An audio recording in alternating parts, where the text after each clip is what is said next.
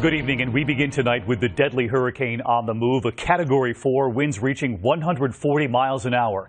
Tonight, authorities already issuing warnings right here in the U.S. The hurricane bringing drenching rain, powerful wind gusts, and a dangerous storm surge in the Caribbean. Flash floods already in Jamaica, people struggling to push cars through the fast-rising waters. Across Haiti, warnings of possible devastation to come, and just look at the size of Hurricane Matthew tonight. And from the space station this evening, this image just in, the eye of the storm so perfectly formed there. Ginger Z has the new models here, the possible tracks, as this now heads toward the U.S. next. But first, ABC's Lindsay Davis in Haiti.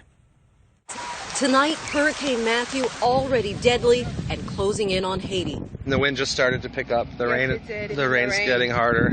Now packing 140-mile-per-hour winds, at one point the strongest Atlantic hurricane in nearly a decade. But it's the storm's slow speed, moving at just 7 miles per hour, that makes it so dangerous.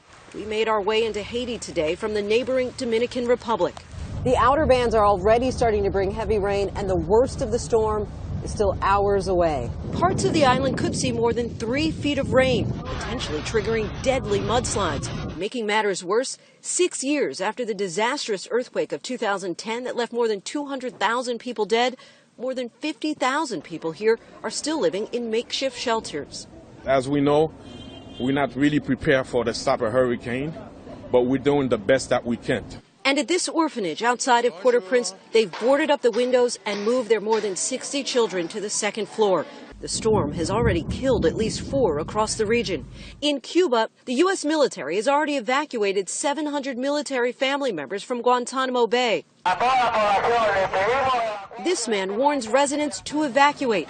Long lines are forming for food and supplies. Worshippers of this church pray they'll be spared. And with odds increasing for a landfall in the U.S. later this week, states of emergency have already been declared from Florida to North Carolina. And we won't gamble with people's lives and the livelihood of many people up and down the coast. David, the entire region is bracing for what is being described as life-threatening rain. We're talking about potentially 40 inches of rain, which could be devastating for people who are still living here in some homes that are rather fragile, homes that will offer very little protection.